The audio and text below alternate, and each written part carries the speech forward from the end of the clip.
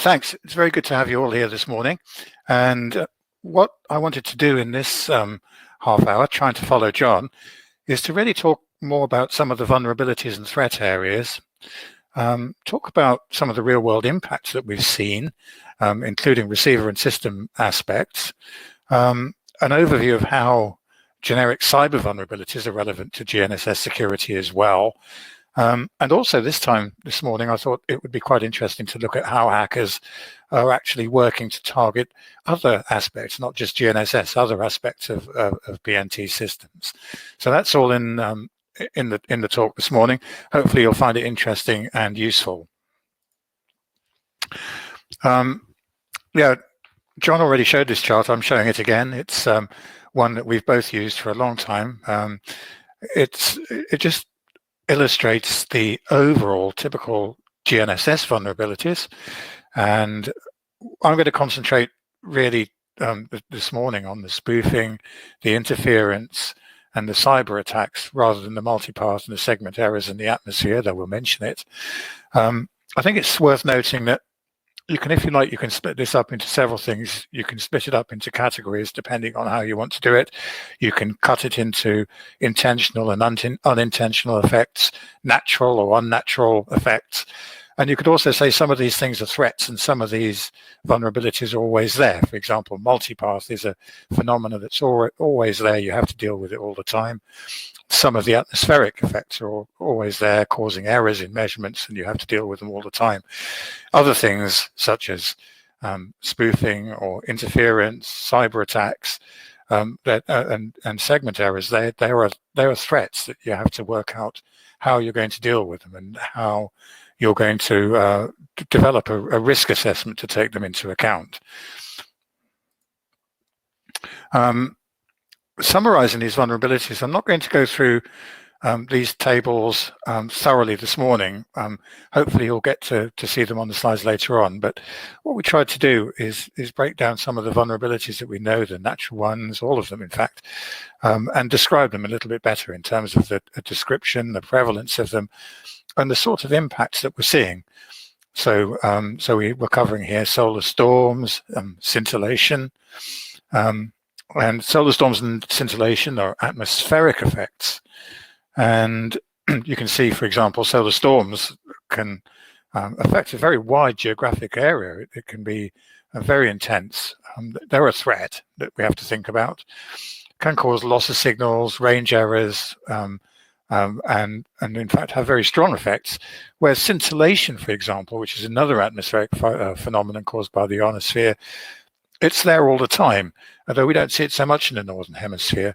We kind of see phase scintillation, whereas on the equator they see amplitude scintillation, which happens pretty much every day. But the effects of scintillation are there pretty much all the time. We talk about obscuration, we talk about multipath, and these are threats or things that we have to deal with all the time. The obscuration and the multipath are always things we should be looking at. Poor installation.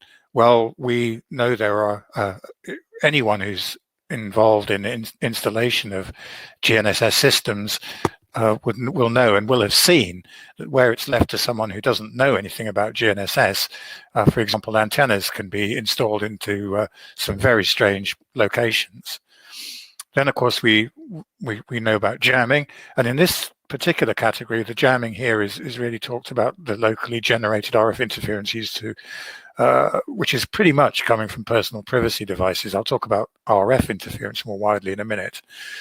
And quite often we think that jamming causes a denial of service or a loss of the signal.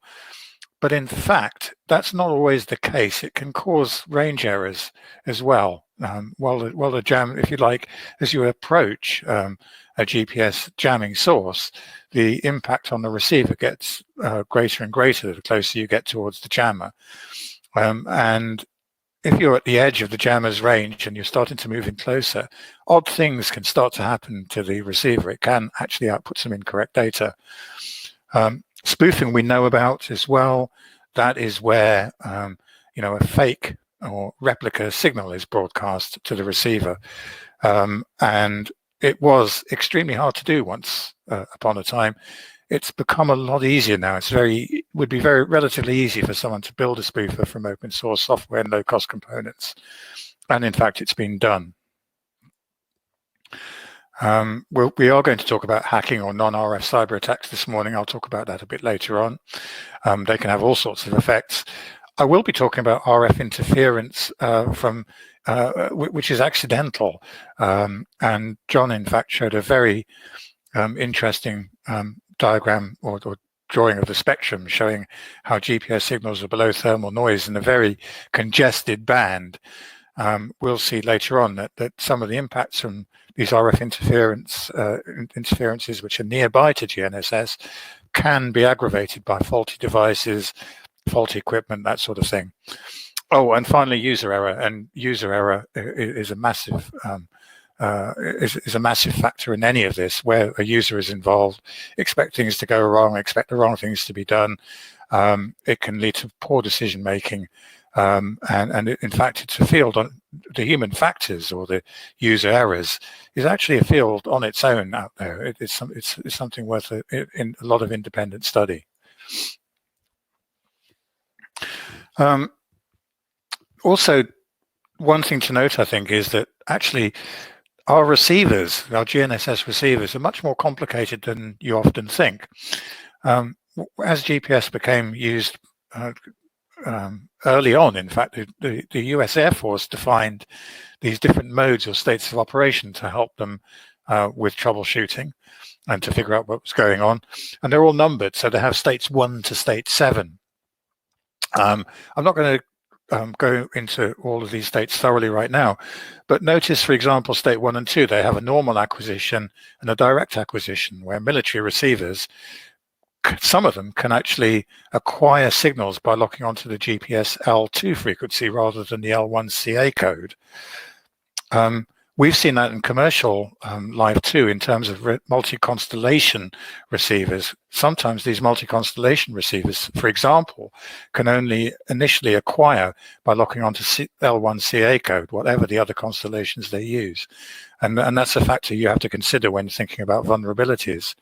If a receiver, for example, has to acquire using L1CA, an L1CA jammer will be a lot more effective than one that, for example, can acquire on another constellation.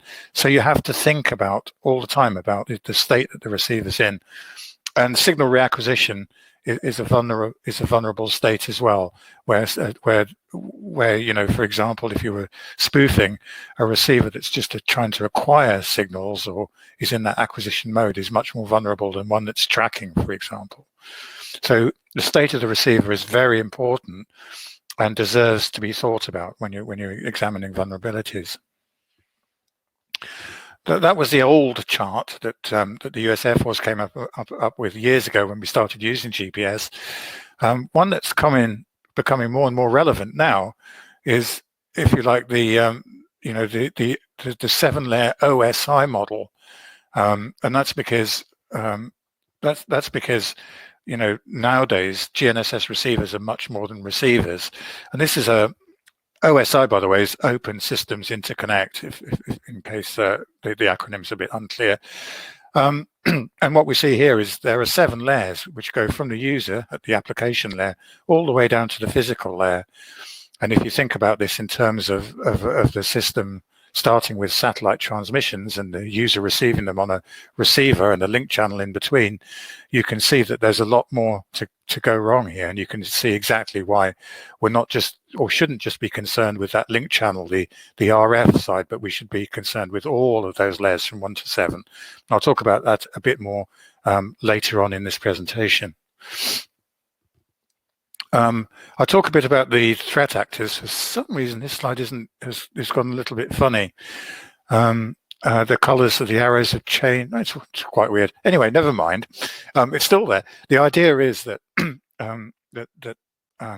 as someone called Eric Thurneson said in 2014, there are a lot of parallels between GNSS threat evolution and information security threats and the way they evolved.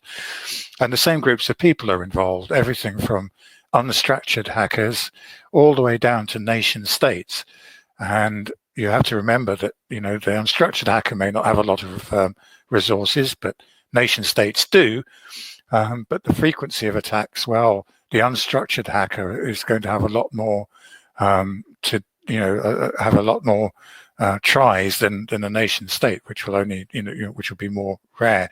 So you have to think of that trade-off between the actors that are involved, and also to consider the motives. Why, is your system likely to be attacked by any of these groups, and which ones? Are there going to be deliberate attacks? Is there a motive for someone to deliberately attack it? And we see that, we're going to see that, and we have seen it in the past. There are motives. We talk about the spread of GPS jamming, and I'm sure that when Dr. Mark Dunville talks later on, he'll talk about some of the jamming signatures that were found and he's found as part of the Strike 3 project. What I'm showing here is just the increasing sophistication that's available in online shops. It used to be that you'd get 1 or 2 cigarette lighter jammers, but look at this page, which was a few weeks old. There's actually 1 cigarette lighter jammer on it. There are several multi-band GPS jammers, and on the right-hand side, there's a proliferation of drone jammers, including one that will ship without the headstock. That's up in the top right-hand corner. It's freely available. All you have to do is to tick a box to say that you're not or you are a law enforcement professional, and you can get hold of one of those. It's a 10-watt jammer, so it could cause significant disruption. And we still have one seller in the UK who offers a free GPS jammer, a buy one, get one free for GPS jammers, which is incredible. But if you like, the increased sophistication is something we should definitely be worried about. It's not just sophistication in terms of the waveforms, it's also the sheer power of some of the jammers that are widely available now. We have to watch for that. Real examples of jamming, well, there's a lot of them. This slide just summarizes a few from cargo thieves in 2014, and the FBI became aware of 46 incidents back in 2014 of luxury car theft. There'll be even more today. I mean, this goes on all the time, I'm sure. But if you like, you can see that criminals are routinely starting to carry out crimes using signal jammers. In 2014, also there was a 7-hour signal disruption at a big container berth in the US. We've seen in 2015 vessels losing GPS signals in ports, and in 2018 lots of problems in the Eastern Mediterranean Sea, which was GPS interference, where there were vessels and aircraft affected. So you can see this is becoming more of an issue. In aviation too, this is an example that was published in NASA's callback newsletter this year, where an aircraft operating in the US during a period of where there was some military GPS jamming exercises going on, the alert air traffic controller spotted that one of the aeroplanes that had reported GPS jamming and then thought its systems were back in operation again was heading towards a mountain at a level lower than the level of the mountain. They turned the aircraft around, but the controllers themselves think that if they hadn't intervened, there could have been a nasty accident. And then ICAO now see and have flagged GPS interference as being a major safety issue that they have to look at. It's increased reliance of aviation on GPS or GNSS. This chart is one that I put together early this year. In fact, I basically trawled through all of the aviation safety reporting system. That's a NASA aviation safety reporting system database, and looked for reports where there was probable GPS interference, and putting them together all the way from 1997 right up until May 2019. If you wonder why it's only May, it's because there's quite a time lag between the pilots reporting an incident and it being validated and verified and published. You can see there's a huge spike, if you like, in 2018, 2019. And you can see this increase looks almost exponential in incidents where probable GPS interferences cause problems to aircraft systems. It's something that shows very starkly the scale of the problem that we have to make sure we can handle in terms of interference. In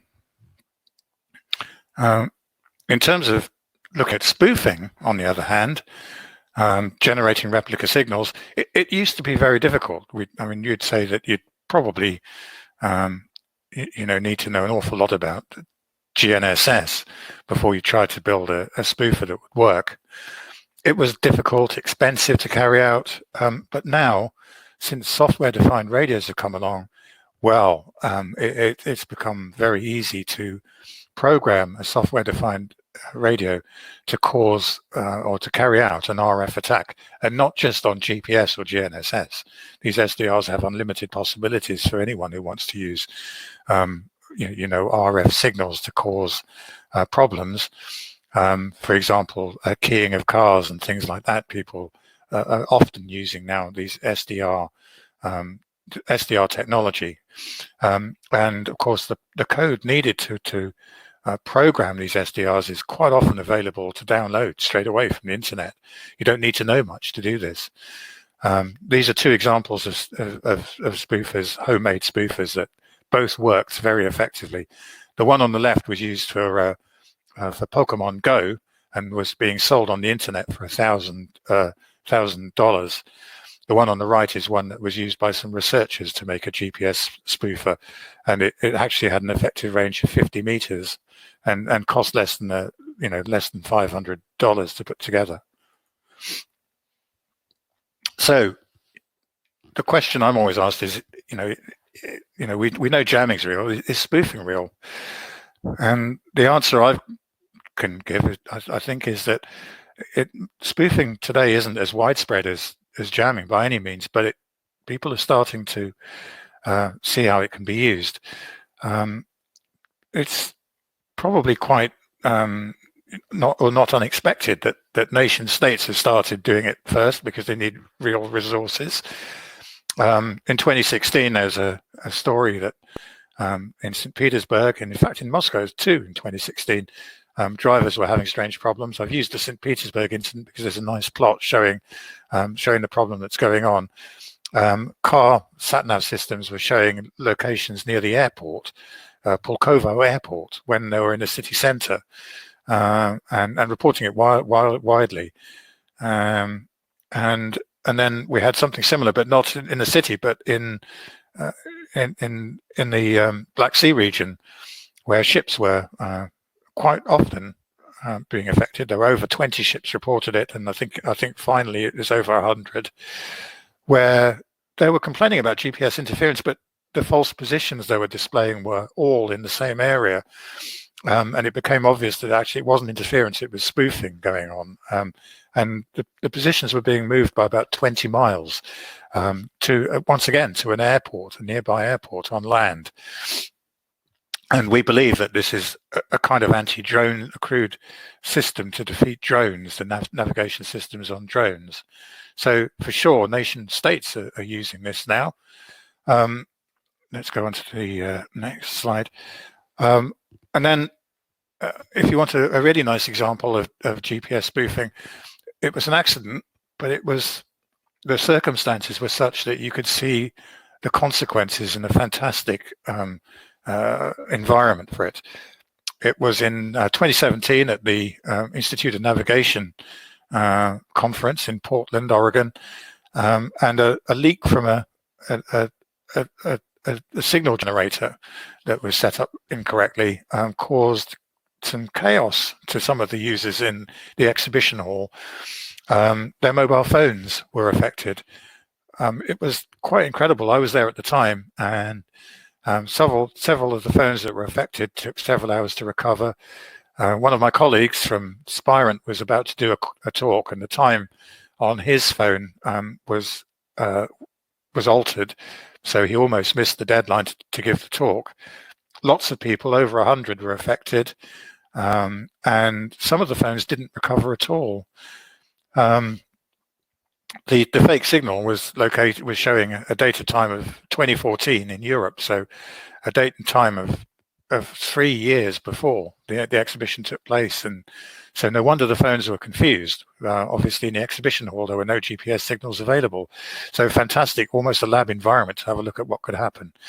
Some of the phones took ages to recover, and I know of one of my friends who's on the PNT advisory board in the US has kept his old phone as a souvenir, and it's still bricked today. So it was they never managed to get it working again. So the consequences were extreme just from an event like this, and it shows quite strongly that spoofing can be a real problem unless you know, or unless you put in the right mitigation to protect against it.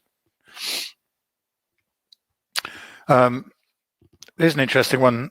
We also talk about the Geneva Motor Show, which in circumstances similar to the Iron Navigation Conference, there were problems. This is one in Shanghai, the crop circle spoofing. Again, this is a nation state type thing probably going on, or highly organized criminals. The interesting thing about this is that there were spoofing rings. Some people call it crop circle spoofing near the riverbank, and the spoofing source has not been detected. Haven't seen anything like this anywhere before. What's quite interesting is we've got a very clever intern working with us now, and she did some playing around and has managed to recreate something that looks a little bit like these crop circles in the lab. The conclusion is, I'm not going to say too much about it now because I think we'll probably do a separate presentation or something to summarize what happened. But what we do know is that you'd have to use very highly sophisticated equipment to do any of this.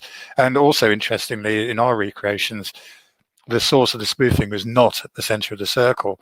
And we think that actually whoever did this was trying to imply that the spoofing source was at the center of a circle to send people to the wrong place.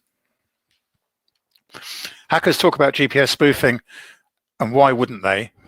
It's become a game changer. And also, we quite often, we talked about the OSI model, we quite often, some of the protocols that we use in networking protocols, unencrypted. So it's a real opening for anyone who wants to play about. And as this hacker from Schneier on Security blog says, if you plug Namir is simply text over RS-232. It's a lot simpler than interfering with GPS to play about with it. If you think that's not being used, this is a great example from 2014, Google's Global Phishing Watch, where satellite AIS was used to look at the position of ships. As it's a satellite AIS receiver, it has a very distinct footprint. The black ellipse is a very conservative. It's actually a much wider. It's a narrower footprint than that. That in reality, I've been conservative and shown the biggest footprint that would be possible. You would not be able to receive any AIS data from anywhere outside the black ellipse. So I've drawn a red circle because the data they received from that ships in that location showed two of them sitting there in the Pacific Ocean, just off the US, just off the Americas, and they, that's a deliberate tampering with the AIS probably. So there's some serious crime going on here. There's no other reason why you would set your AIS position to be in a different part of the world completely. Talking about these cybersecurity considerations, hardware attacks, we talked about the OSI model. It's very easy to attack layers 1 and 2 of a GNSS system. We can use hardware Trojans, modify electric components. That's one thing we can do. You can also modify data on electrical buses, prevent communications, and leak sensitive information. Very difficult to detect, unlike a spoofer using RF capability. We can carry out firmware attacks, malicious modification of code. This is quite a pernicious attack because although it often applies to layers 1 or 2, it can even go much deeper than that as well, can be triggered in the same way as a hardware Trojan. Again, very difficult to detect and requires a lot of process to be put in place to stop this happening. And of course, you can attack the network protocols. We talked about unencrypted protocols, man-in-the-middle type attack, and denial of service type attacks. Very easy to do. We talk about ARP spoofing being a prime example, but also we know that doing something with an NMEA or spoofing AIS, that's also been done in terms of some studies, and it's shown how easy it is to do that. So again, something we've got to think about. And I thought, for interest, it would be worth just finishing with some examples. If we think that we can secure GNSS and stop the jamming and spoofing, and especially if we think of the PTA framework, the protect, toughen and augment framework for GNSS, we have to use other PNT sensors. So here's just some examples of the vulnerabilities that other sensors can have. This is one I brought back from Black Hat 2017, where hackers were attacking MEMS sensors using sound and ultrasound. And not only were they able to disrupt the MEMS sensors using sound and ultrasound, they were even able to control it by varying frequency of the resonant frequency. And it was very clever, and there were some videos showing some pretty extreme results. How about ultrasound sensors? Well, again, from DEF CON, the hackers at DEF CON who like playing about with these things found out by accident that the insect repellents that work at 25 to 50 kilohertz are fantastic at disrupting drones that are fitted with ultrasound altimeters. Drones often have ultrasound altimeters for the last few feet of their journey, for the last 100 feet or so.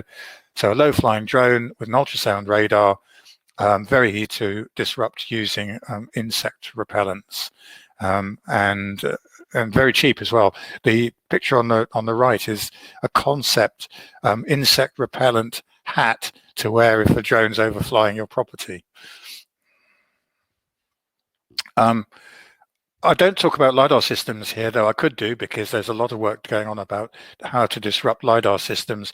This is a vision sensor. This is quite a good one to take account of, because we talk very, very widely about using vision sensing in autonomous vehicles. The first picture on the left shows an ideal scenario for the sensor. The sensors don't necessarily deal very well with natural phenomena. The top right-hand corner shows a sensor that's being obscured by rain and fog. The picture actually shows a road sign, which is obviously through the sensor is not, you can't actually make out what it is. So they are vulnerable to the natural effect of the environment. But also we have also deliberate attacks, and we can have using lasers, you could damage the CMOS sensor permanently or disrupt it. And finally, I want to talk about disclosure or non-disclosure.